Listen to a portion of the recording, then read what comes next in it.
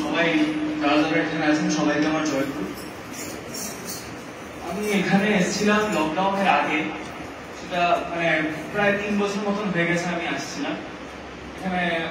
বোধহয় আপনারা চেনেন অভিককে, আমার কাকা হয়, তার সঙ্গে এসেছিলাম। যাই হোক, যখন এসেছি কয়েকটা কথা বলে যেতে চাইছি। সব থেকে প্রথমে যে আমরা এখানে আছি, এখন তো সৎসঙ্গ হচ্ছে জায়গায় জায়গায়, হবে এখন থেকে অনেক জায়গায় সৎসঙ্গ হচ্ছে। এটা কেন?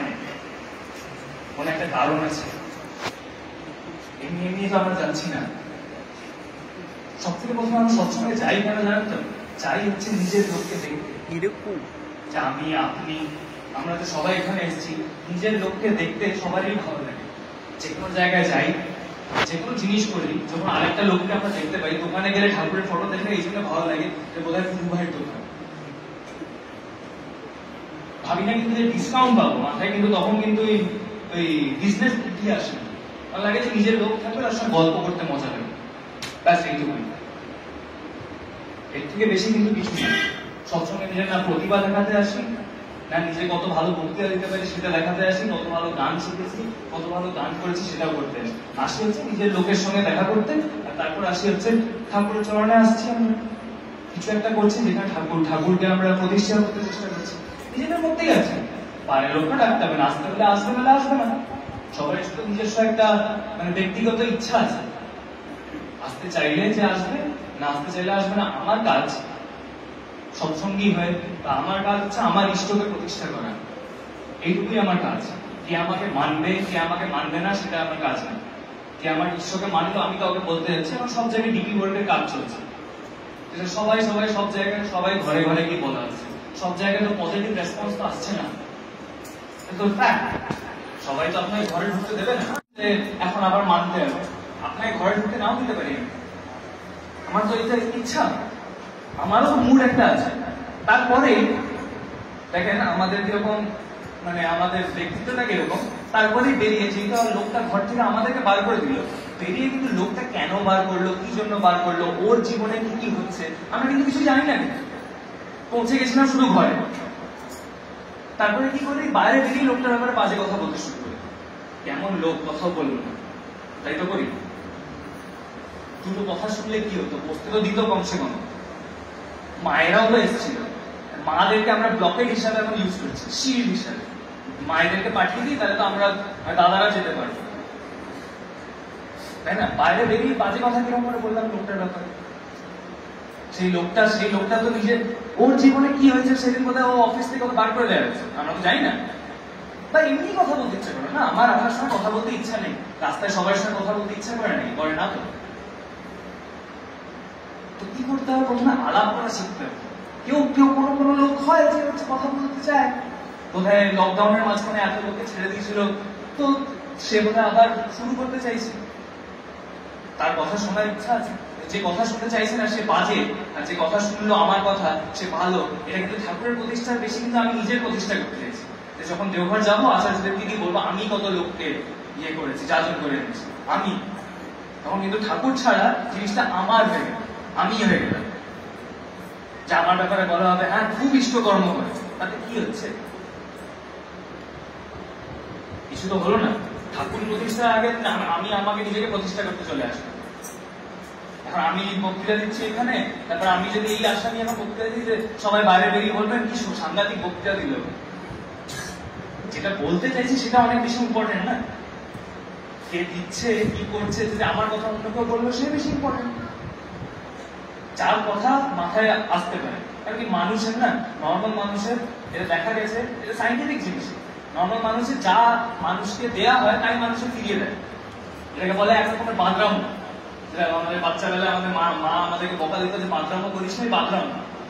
মানুষকে আপনি ঢিল ছড়ে না, পাট্টে ছুড়ে মারবেন, আমরা তাই করি। গাল দিলে গালাগাল দেব। আমরা কিন্তু কখনো এটা ভাবি না যে যাকে ধরে চলছি, শ্রী ঠাকুর অনুকূল চন্দ্রকে ধরে চলছি তো আমরা সবাই, সৎসঙ্গ তো তিনার নামে করছি। কখনো ভাবি না কিন্তু যে আমাদের ইষ্ট যদি আমাদের জায়গায় তখন থাকতেন, তিনি কি একই জিনিস করতেন, একইভাবে কি চলতেন? আমায় তো গালি দিল, আমার ঈশ্বরই তো গালি দিল, তিনি কি আবার আরেকটা গালাগাল দিতেন? আমার তো মনে হয় না দিতেন, আমার তো কখনোই মনে হয়। যে ওনাকে কেউ মানে ধাক্কা দিলে উনি আবার উঠে গিয়ে আরেকটা ধাক্কা দিতে হবে, সেইভাবে চলতে। তো কিরকম করে এরকম হয়ে যাচ্ছে যে আমরা যাকে ধরে চলতে চেষ্টা করছি তার মতন হতে পারছি, হতে চাইছি না। যে দীক্ষা নিয়েছি, দীক্ষা নেওয়ার পরে ব্যাস শেষ। হাতে একটা পাখাও ধরে রাখলে না, ওটাকে নাড়াতে হয়, তাহলেই হাওয়া পাবো, নালে কিন্তু হাওয়া পাই না। সোজা কথা। পড়াশোনাতে আমি এখন ওকালতি করছি, এখন আমি যদি বইটা খুলে বইটা শুধু রেখে দিই, এতগুলো বই আছে আমার কাছে, বইটা শুধু রেখে দিলাম, একবারও খুলে দেখলাম না, আমি তো ওকালতি জানবো না, মানে এটা ইম্পসিবল। তখন ওই যে কোন একটা দৈব শক্তি এসে আমাকে দিতে হবে, তাহলেই আমি শিখতে পারবো, নাহলে আমি শিখতে পারছি ওকালতি। তো প্র্যাকটিক্যালি জিনিসটাকে ভাবতে হবে যে আমি যেটা করছি সেটার পিছনে আমি কতটা খাটছি, কতটা বলার ক্যাপাসিটি আছে, কতটা করার ক্যাপাসিটি আছে, কেন লোকে আমাকে শুনবে, আমাকে দেখে লোকে কি মনে হচ্ছে। না আমি নর্মালি আমি কি ভেবে চলি যে আমি যা যা করছি আমার ইষ্ট আমার সাথে আছে সবসময়, তাই ভেবে আমি চলার চেষ্টা করি। আমি বসে আছি, আমি খাচ্ছি, আমি কারোর সাথে কথা বলছি, আমি এখানে আপনাদের মাঝখানে দাঁড়িয়ে আছি, আমি ভেবে চলতে চেষ্টা করি। হয়তো না, চেষ্টা করি, কোথায় হয় সেটা আপনারা বুঝতে পারবেন যে হচ্ছে কি হচ্ছে না। যে আমার ইষ্ট আমার সাথে আছে, আমি যা করবো যাতে আমার ইষ্ট সবসময় প্রতিষ্ঠা হচ্ছে, আমার থ্রু। খুব সোজা ব্যাপার, কিন্তু যদি ভেবে দেখেন খুব সোজা ব্যাপার, কিন্তু লোকে কি হয়েছে জানেন, লোকে মিরাকল বুঝতে চায়, সব জায়গায় জায়গায় যায় মিরাকল চায়। যে কখনো যখন আমাদের সুখের জীবন চলছে, কখনো কিন্তু ঈশ্বর নাম নিচ্ছে না, তখন কিন্তু ঠাকুর মনে পড়ে না, কারোরই না, আমার না আপনার, তখন সবকিছু ভালো চলছে। তখন যদি আমি ভালো রেজাল্ট করলাম, তখন কি হলো, আমি ভালো রেজাল্ট করেছি। আর যেই রেজাল্টটা খারাপ হলো বা খারাপের দিকে যাচ্ছে, কালকে আমি পরীক্ষাতে যাই না, তখন কি ঠাকুর বাঁচাও? এটা কেমন টাইপের? তখন ঠাকুর বাঁচাবেন কেন? অশান্তিতে তখন হচ্ছে ঠাকুর, আর যখন শান্তি তখন হচ্ছে আমি করছি, তখন হচ্ছে আমি পাচ্ছি বা আমার কেউ পাচ্ছে, আমার ছেলে করছে। যেই ছেলের কিছু খারাপ হয়ে গেল, তখন বাবা রে, তখন আমাকে ঠাকুর এসে বাঁচাবে। তখন তো ঠাকুর বলতে পারেন তাহলে তুই এবার নিজের ছেলেকে নিজে বাঁচা, বা ছেলেকে ভালো বাঁচাবে, এখন তো ভালো করে যাচ্ছে ছেলে। আর অশান্তি না, অশান্তি আমার জিনিস আছে, সব মানুষের জীবনে আছে। আমারও কোনো একটা অশান্তি আছে, নিজের অশান্তি নিজের জন্য বড়, আমার অশান্তি আমার জন্য বড়, কৌশিকদার অশান্তি কৌশিকদার জন্য বড়, সবারই জন্য সবারই একটা নিজস্ব অশান্তি আছে। আর অশান্তি থাকাটা অ্যাকচুয়ালি ভালো মানুষের জীবনে। আপনি দেখেন পরমাত্মা শ্রীরামেরও জীবনে কিন্তু অশান্তি ছিল, সারা জীবনে কিন্তু অশান্তি হতো। বনবাস যেতে হচ্ছে, আমরা যাকে শ্রীরাম বলে ডাকছি, তিনাকে বনবাস যেতে হচ্ছে। বনবাস গিয়ে কি হলো, বউকে তুলে নিয়ে কেউ চলে গেল। ওর থেকে বড় অশান্তি কি আমার জীবন আছে? আমার পরীক্ষা আছে কালকে, এটা হচ্ছে আমার বড় অশান্তি। কিনা বউকে তুলে নিয়ে কেউ চলে গেল। এখন দেখেন কেন উনি পরমাত্মা আর আমরা না, কোথায় একটা কোন বনবাসে আছেন উনি, কাউকে চেনেন না, কাউকে জানেন না, নিজের ভাই আর নিজের বয়স হয়ে গেছিলেন, কেউ বউকে তুলে নিয়ে চলে গেছেন, তখন কি করলেন? ওইখানে দাঁড়িয়ে সংগঠন করার চেষ্টা করলেন। ওইখানে দাঁড়িয়ে ওখানে যে লোকজন আছে না আশেপাশে, তিনাদেরকে সংগঠন করে তারপরে গেলেন নিজের বউকে বাঁচানো। আমি আর আপনি আমরা পালিয়ে চলে আসতাম, জানি না কি করতে হবে, শুরুটা কোথা থেকে করবো, স্টার্টটা কোথায় তাই জানি না। স্টার্টটা সবসময় কোথায় জানেন? নিজে হয়। আর জন্য যাজনের আগে জজন আসে, লোকে আগেই যাজন করতে বেরিয়ে চলে যায়। নিজের সদাচার পালন করি না, কিন্তু চলে গেলাম অন্য লোককে সদাচার শেখাতে। নিজের সুস্থানি পালন করছে না, অন্য লোককে সুস্থানি শেখাচ্ছে। কিরকম করে শেখানো হবে? এক্সপিরিয়েন্সই তো নেই জিনিসটা। এখন আমি যতটুকু ল জানি ততটুকু আপনাকে শেখাতে পারবো আমি, কিন্তু এরপরে এখন যদি আমার থেকে কোনো বড় উকিল চলে আসে, তাকে তো আমি আর ওকালতি শেখাতে পারবো না। ওর যতটা এক্সপিরিয়েন্স আছে সেই এক্সপিরিয়েন্স আমি কেন টক্কর দেবো? মানে ফিজিক্যালি মেন্টালি যে কোনো ভাবে আপনি যদি দেখেন, এটা হচ্ছে ইম্পসিবল জিনিস।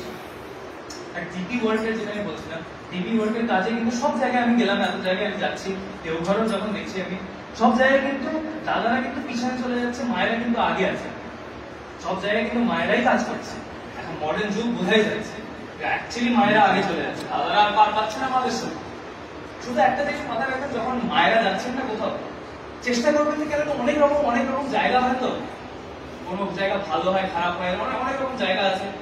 চেষ্টা করবেন যাতে ওই যে সন্ধ্যে 6টা 6:30 মানে প্রার্থনার টাইমে ধরে চলবে, প্রার্থনার টাইমের পরে না যাওয়াই ভালো, ঠিক আছে মায়েদের জন্য।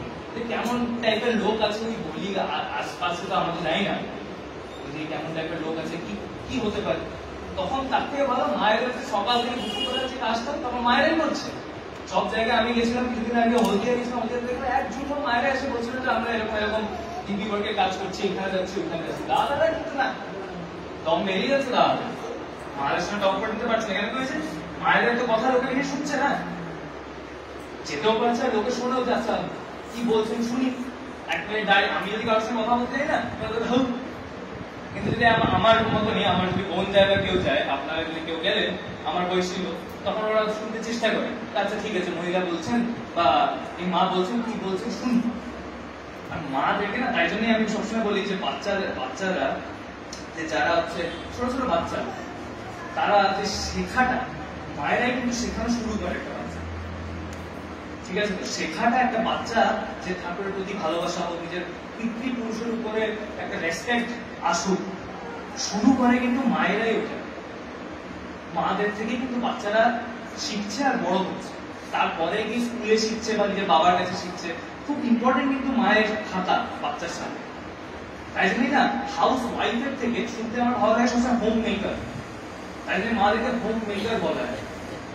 নাকি হোম মেকার মানে কি হলো, যে ঘরটাকে বানায়।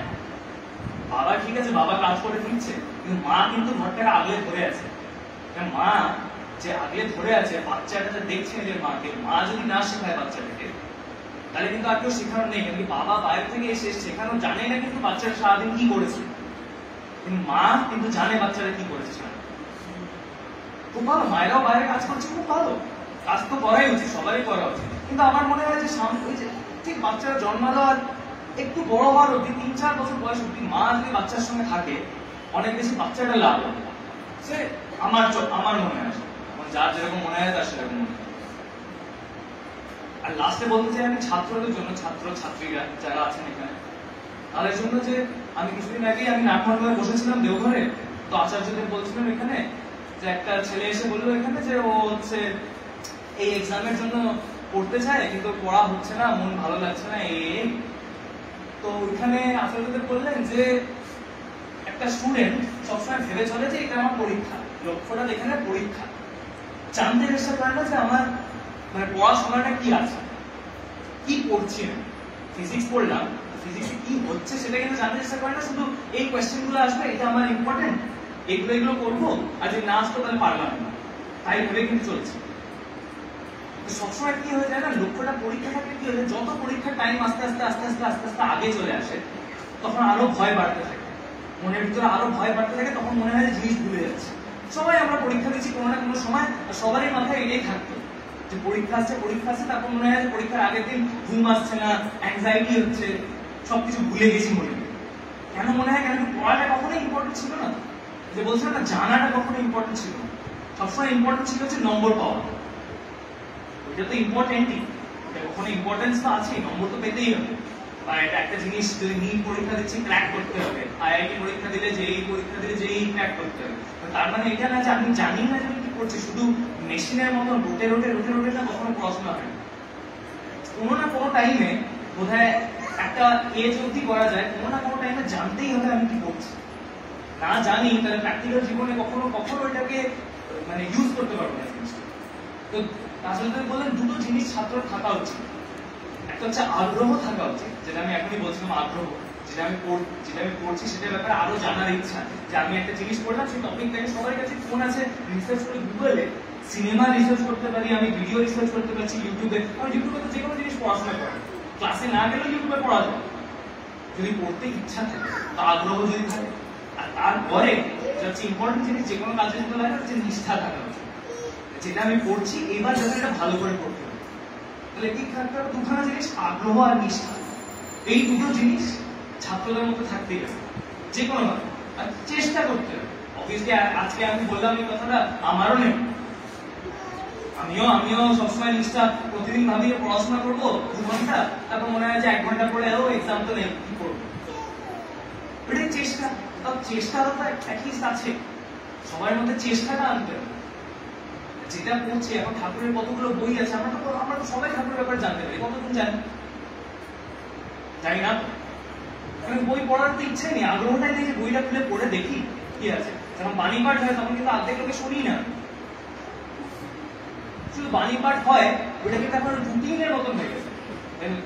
জয়রাধে শেষ হবে, তারপর নাম হবে, নাম পাঠ হওয়ার পর তারপর বাণী পাঠ, দুটো বাণী পড়া হবে, যদি তিনটে হয়ে যায় তখন রাগ শুরু হয়ে যাচ্ছে, আবার আবার একটা আরেকটা